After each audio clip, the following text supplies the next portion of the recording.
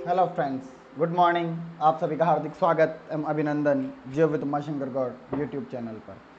आज मैं आप लोगों के लिए लेकर आया हूँ रीट का टॉपिक महाजनपद काल से संबंधित महत्वपूर्ण प्रश्नोत्तरी।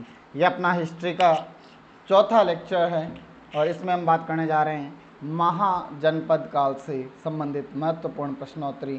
तो आइए बढ़ते हैं अपने पहले प्रश्न की ओर। पहला प्रश्न आपकी स्क्रीन पर। सूची 1 और सूची 2 को सुमेलित कीजिए। सूची 1 में महाजनपद दिए हुए हैं और सूची 2 में उनकी राजधानियाँ। अब हमें इन्हें आपस में मिलाना है कि ये किस प्रकार एक दूसरे से मेल खाते हैं। तो गंधार की राजधानी, सूरसेन की राजधानी, वत्स की राजधानी और कौशल की राजधानी क्या है? तो गंधार की राजधानी जो है वो है आपके तक्षशिला। कौन सी है? तक्षशिला। सूरसेन की राजधानी मथुरा और वत्स प्रदेश की राजधानी कौशाम्बी और कौशल प्रदेश की राजधानी श्रावस्ती। तो ये हमारे सामने चारों मिलान हो गया। अब देखिए मिलान कैसे चल रहा है। गंधार में चौथा अर्थात ए में चौथा, ए चौथा देखिए, ए ऑप्शन में, सी ऑप्शन में और डी ऑप्शन में, अर्थात बी ऑप्शन हमारा कट हो गया। फिर सूरसेन, सूरसेन में है पहला अर्थात बी में एक, बी में एक है, ए और सी में अर्थात डी भी अब कट हो गया। अगला वत्स, वत्स में है कौशाम्बी अर्थात सी में दूसरा, सी में दूसरा, ए में है लेकिन सी में नहीं है अर्थात ए हमारा सही होगा। फिर भी चौथा और मिला लेते हैं। डी है श्रावस्ती, डी में तीसरा, तो ऑप्शन ए हमारा यहाँ पर सही होगा।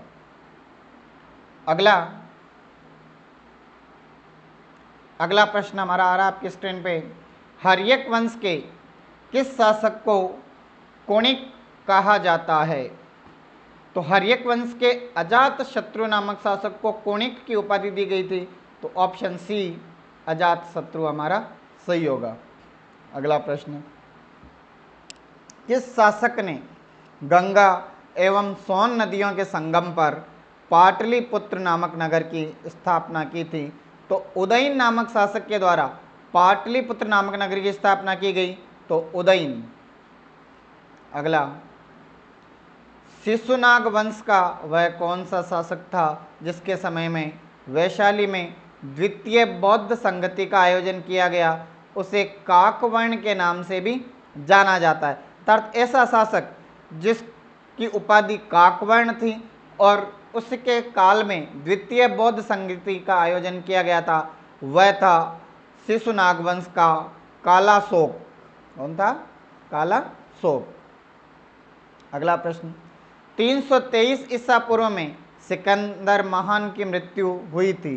सिकंदर महान ने 326 ईसा पूर्व भारत पर आक्रमण किया था और 323 ईसा पूर्व अर्थात भारत पर आक्रमण के 3 साल बाद उसकी मृत्यु हो गई और वह हुई थी बेबीलोन में। कहाँ हुई थी? बेबीलोन में। अगला, सिकंदर महान एवं पौरुष या पुरु की सेनाओं ने निम्नलिखित में से किस नदी के आमने सामने वाले तटों पर पड़ाव डाला था? तो झेलम तू ही बता दे पुरुष की वीरता को। तो झेलम, झेलम नदी के किनारे पर पौरुष और सिकंदर महान की सेनाओं ने अपना पड़ाव डाला था। अगला, किस मृद भांड या पोट्री भारत में द्वितीय नगरीकरण शहरीकरण के प्रारंभ का प्रतीक माना जाता है? तो उत्तरी काले व पॉलिशकृत बर्तनों के जो अवशेष हैं वो द्वितीय नगरीकरण या शहरीकरण के प्रारंभिक प्रतीक माने जाते हैं। प्रश्न संख्या 8, पाली ग्रंथों में गांव के मुखिया को क्या कहा गया है? तो पाली ग्रंथों में गांव के मुखिया को भोजक या ग्राम भोजक के नाम से जाना जाता था अर्थात ऑप्शन बी यहाँ पर सही होगा। अगला, उज्जैन का प्राचीन नाम था, तो उज्जैन को अवंती या अवंतिका नाम से जाना जाता था, तो ऑप्शन ए यहाँ पर सही है। अगला प्रश्न, नंद वंश का संस्थापक कौन था? सिकंदर महान के समय भारत पर नंद वंश का ही शासन था और इस नंद वंश की स्थापना महापद्य नंद के द्वारा की गई थी। आप चैनल को लाइक, शेयर और सब्सक्राइब करना ना भूलें। और अपने डाउट्स कमेंट में पूछते रहें। कुछ दिनों बाद मैं लाइव क्लासेस भी आरंभ करने जा रहा हूं, जिसमें आप अधिक से अधिक संख्या में जुड़ें और मेरे उद्देश्य को सफल बनाएं। अगला प्रश्न, ग्रीक यूनानी लेखकों द्वारा किसे अग्निमीज या जेंडरमीज कहा गया है? तो ये यूनानी लेखकों द्वारा घनानंद को ये उपाधि दी गई है। प्राचीन भारत में पहला विदेशी आक्रमण किनके द्वारा किया गया? तो ये फारसियों द्वारा था, अर्थात ईरानियों द्वारा। वर्तमान में ईरान कहलाता है, इसे ईरानियों द्वारा प्राचीन भारत में पहला विदेशी आक्रमण किया गया था। अगला, प्राचीन भारत में दूसरा विदेशी आक्रमण एवं पहला यूरोपीय आक्रमण किनके द्वारा किया गया? तो यूनान के लोगों द्वारा भारत पर यह आक्रमण किया गया था, अर्थात यूनानियों द्वारा। प्रश्न संख्या 14, ईरान के खमनी वंश के किस शासक ने भारतीय भूभाग को जीतने के बाद उसे फारस के साम्राज्य का 20वां प्रांत या क्षत्रपी बनाया? तो भारत पर आक्रमण करने वाला जो ईरानी शासक था वह था डेरियस या दारेबाहु फर्स्ट। तो उसी ने भारत पर आक्रमण किया और अपने साम्राज्य का 20वां प्रांत इसे बनाया। अगला प्रश्न, हाइडेस्पस या वितस्ता, जिसका आधुनिक नाम है झेलम, का युद्ध 326 बिफोर क्राइस्ट किन किन शासकों के बीच हुआ था? तो ये सिकंदर व पोरुस के मध्य लड़ा गया था। तो ऑप्शन ए यहाँ पर सही होगा। अगला, सिकंदर ने भारत पर आक्रमण कब किया? तो 326 ईसा पूर्व उसने भारत पर आक्रमण किया था। अगला, सूची 1 से सूची 2 को मिलाइए। सूची 1 में शासक दिए गए हैं और सूची 2 में वंश दिए गए हैं। तो हमें इनका मिलान करना है और बताना है कौन सा किसमें। तो बिंबिसार, बिंबिसार में कौन सा हुआ? बिंबिसार हर्यक वंश का है। किसका है? काला शोक जो है वो आपके शिशुनाग वंश का है। महापद्यानंद जो नंद वंश का संस्थापक है और बिंदुसार मौर्य वंश का शासक है। तब ए और बी में तो पहला और दूसरा ही है, सी में चौथा और डी में तीसरा। तो आप ये मिलाइए कौन से सीरीज में आ रहा है। तो बी ऑप्शन में ये सीरीज दिखाई दे रही है, तो बी यहाँ पर सही होगा। अगला प्रश्न, सूची 1 व सूची 2 को सुमेलित कीजिए। सूची 1 में महाजनपद दिए गए हैं और वर्तमान में उनके क्षेत्र कौन से हैं ये पूछे गए। तो ए में है मगध, मगध का वर्तमान क्षेत्र पटना व गया के जिले, ये मिलान एकदम सीधा ही हो रहा है। दूसरा, वत्स इलाहाबाद को कहा जाता था पुराने समय में। कौशल अवध का नाम था, कौशल प्रदेश। और अवंती मालवा का क्षेत्र जो है वो अवंती क्षेत्र कहलाता था। तो जिस सीरीज में उसी सीरीज में ये सही है, तो ये सीरीज है आपके ए ऑप्शन में, तो ए सही होगा। अगला प्रश्न, मगध की प्रथम राजधानी कौन सी थी? तो मगध की सबसे पहले राजधानी राजगृह या गिरिव्रज को बनाया गया था। 20वां प्रश्न, किस शासक द्वारा सर्वप्रथम पाटलिपुत्र का राजधानी के रूप में चयन किया गया? तो पाटलिपुत्र का सर्वप्रथम चयन उदयन द्वारा किया गया था। अगला, 16 महाजनपदों की सूची उपलब्ध है। वह कौन सा ग्रंथ है जिसमें 16 महाजनपदों की सूची मिलती है? तो ये सूची हमें अंगुत्तर निकाय में प्राप्त होती है। अगला 22वां प्रश्न, निम्नलिखित में से मगध का कौन सा राजा सिकंदर महान का समकालीन था? ये राजा नंद वंश का अंतिम शासक था जिसे चंद्रगुप्त मौर्य ने हराया था और वह था घनानंद। कौन था? घनानंद। अगला, प्रथम मगध साम्राज्य का उत्कर्ष किस सदी में हुआ था? तो मगध साम्राज्य का उत्कर्ष 6ठी सदी ईसा पूर्व में हुआ था, अर्थात ऑप्शन बी यहाँ पर सही होगा। अगला, सिकंदर की भारत में सफलता के निम्न कारण थे। भारत पर आक्रमण कर और उसे जीतने में सिकंदर क्यों सफल हुआ, इसके कारण बताइए। जैसे पहला ऑप्शन है कि भारत में तब कोई केंद्रीय सत्ता नहीं थी, अर्थात भारत विभिन्न भागों में बटा हुआ था, ये बिल्कुल सही है। उसकी सेना श्रेष्ठ प्रकार की थी, अर्थात वह उस समय के अच्छे हथियारों से लैस सेना थी। और उसे कई देशद्रोही भारतीय शासकों का सहयोग मिला, ये भी सही है। और सिकंदर एक अच्छा प्रशासक था। जब उसके सेना का मनोबल गिर गया था तो उसने अपनी सेना का मनोबल उठाने के लिए अपने झंडे को उनके पैरों में बिछा दिया, जिससे उसकी सेना का मनोबल फिर से बढ़ा और उन्होंने पूरे जोश के साथ भारत पर आक्रमण किया। अर्थात ये चारों ही ऑप्शन सही है, अर्थात डी 1, 2, 3, 4। अगला, सूची 1 को सूची 2 से सुमेलित कीजिए।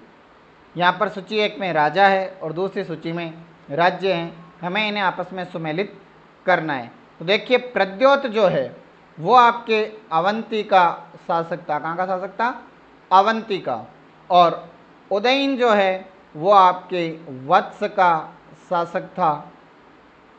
और प्रसेनजीत जो है वो आपके कौशल प्रदेश का शासक था। और अजात शत्रु आपके मगध का शासक था। तो आप सीरीज देखिए 3, 2, 4, 1। अब आप इनमें देखिए 3, 2, 4, 1 कहाँ आ रही है? तो 3, 2, 4, 1 आपके सी ऑप्शन में है, तो सी आपका सही होगा।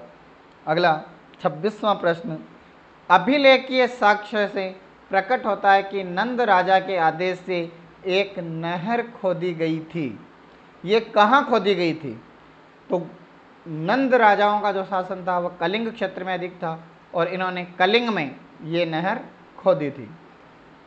अगला, पहला ईरानी शासक जिसने भारत के कुछ भाग को अपने अधीन किया था, पीछे एक प्रश्न पढ़ के आए हैं तो उसमें उसका उत्तर था, तो यहाँ पर भी है सी, डेरियस। 28वां प्रश्न, मगध के राजा अजात शत्रु का किस गणराज्य के साथ युद्ध रहा? तो उनका वैशाली या वज्जी के साथ युद्ध रहा था। तो ऑप्शन ए हमारा सही होगा। अगला 29वां प्रश्न, वज्जी संघ के विरुद्ध मगध राज्य के किस शासक ने प्रथम बार रथ मूशल अर्थात एक ऐसा रथ जिससे गदा जुड़ी हुई थी तथा महाशिलाकंटक अर्थात एक ऐसा यंत्र जिससे पत्थर फेंके जाते थे नामक गुप्त हथियारों का प्रयोग किया? तो वह था अजात शत्रु, क्योंकि अजात शत्रु का ही इस संघ के साथ युद्ध चलता रहा था। अगला 30वां प्रश्न, नंद वंश का अंतिम सम्राट कौन था? तो चंद्रगुप्त मौर्य ने घनानंद को मारकर नंद वंश को समाप्त किया था। तो घनानंद इसका अंतिम सम्राट था और महापद्यानंद इसका प्रथम सम्राट था। 31वां प्रश्न, भारत में सिक्कों या मुद्रा का प्रचलन कब हुआ? तो 600 ईसा पूर्व अर्थात ईसा पूर्व 6ठी शताब्दी में इनका उदय हुआ था। अगला, निम्न राजाओं पर विचार कीजिए, अजातशत्रु, बिंदुसार और प्रसेनजीत। अब इनमें से ये बताना है कि कौन कौन बुद्ध के समकालीन थे। तो बिंदुसार बुद्ध का समकालीन नहीं था, लेकिन प्रसेनजीत और अजातशत्रु ये दोनों बुद्ध के समकालीन थे। तो यहाँ पर ऑप्शन सी आपका सही होगा, 1 और 3। 33वां प्रश्न, 6ठी सदी ईसा पूर्व के दौरान बड़े राज्यों के उदय का मुख्य कारण क्या था? 4 ऑप्शन दिए गए, लेकिन मैं आपको बता दूं कि 6ठी शताब्दी ईसा पूर्व भारत में लोहे का प्रयोग बढ़ गया था और उत्तर प्रदेश और बिहार में इसका बड़ी मात्रा में उपयोग होने लगा था और इसी वजह से बड़े राज्यों का उदय हुआ था। तो ऑप्शन ए हमारा सही होगा। अगला 34वां प्रश्न, मगध सम्राट बिंबिसार ने अपने राज्य वैद्य जीवक को किस राज्य के राजा की चिकित्सा के लिए भेजा था? अर्थात मित्रता निभाने के लिए बिंबिसार ने अपने राज्य वैद्य जीवक को कौन से राज्य में भेजा था? कौन से राज्य के राजा का इलाज करने के लिए भेजा था? तो अवंती के राजा का इलाज करने के लिए इसने अपने राजवैद्य को भेजा था। 35वां प्रश्न, किस शासक ने अवंती को जीतकर मगध का हिस्सा बना दिया? तो शिशुनाग ने अवंती को जीतकर मगध का हिस्सा बनाया था। प्रश्न संख्या 36, किस मगध सम्राट ने अंग का विलय अपने राज्य में कर लिया? तो मगध के बिंबिसार नामक शासक ने अंग प्रदेश का विलय अपने राज्य में किया था। प्रश्न संख्या 37, शिशुनाग ने किस राज्य का विलय मगध साम्राज्य में नहीं किया? शिशुनाग ने किस राज्य का विलय मगध साम्राज्य में नहीं किया? तो उसने अवंती, वत्स और कौशल इन तीनों का तो विलय कर लिया था, लेकिन काशी का विलय उन्होंने नहीं किया था। प्रश्न संख्या 38, काशी और लिच्छवी का विलय मगध साम्राज्य में अजात किसके द्वारा किया गया? तो काशी और लिच्छवी का विलय मगध साम्राज्य में अजात शत्रु के द्वारा किया गया था। अगला, मगध साम्राज्य के बारे में कौन सही नहीं है? यहाँ पर कुछ तथ्य दिए गए हैं, पढ़ते हैं इनको। ऑप्शन ए, पुराणों एवं महाकाव्यों के अनुसार इसकी स्थापना बृहदत्त ने की थी, ये बिल्कुल सही है। बी, महापद्यनंद ने इसे सर्वाधिक विस्तार प्रदान किया तथा सर्वे क्षत्रा तक क्षत्रियों का अंत करने वाला एवं इकराट की उपाधि धारण की, यह भी सही है। और सी, गिरिव्रज, राजगृह, पाटलिपुत्र एवं वैशाली, ये इसकी क्रमशः 4 राजधानियाँ रही थी, यह भी सही है। अर्थात इनमें से कोई भी गलत नहीं है, तो ऑप्शन डी हमारा सही होगा। प्रश्न संख्या 40, सिकंदर के आक्रमण के समय उत्तर भारत पर निम्नलिखित राजवंशों में किस एक का शासन था? तो अंतिम शासक था उस समय नंद वंश का घनानंद, तो उस समय नंद वंश का शासन था भारत पर, तो ये ऑप्शन सही होगा। इसी के साथ हमारे आज के प्रश्न पूरे होते हैं। आपको महाजनपद से संबंधित ये प्रश्नोत्तरी कैसी लगी मुझे कमेंट बॉक्स में ज़रूर बताएं। अब मैं सोमवार से लाइव क्लासें स्टार्ट करने जा रहा हूं, जिसमें दिन में 2 क्लासें होंगी। एक क्लास हिस्ट्री कल्चर से संबंधित और दूसरी में ज्योग्राफी से संबंधित टॉपिक्स में आपको क्वेश्चंस के माध्यम से सॉल्व कराऊंगा। और ये क्लास लगभग 45 मिनट से लेकर 1 घंटे की होगी, तो आप ज़्यादा से ज़्यादा इस क्लास से जुड़ें और मेरे उद्देश्य को सफल बनाएं और अपने उद्देश्य को प्राप्त करें। जय हिंद, जय भारत।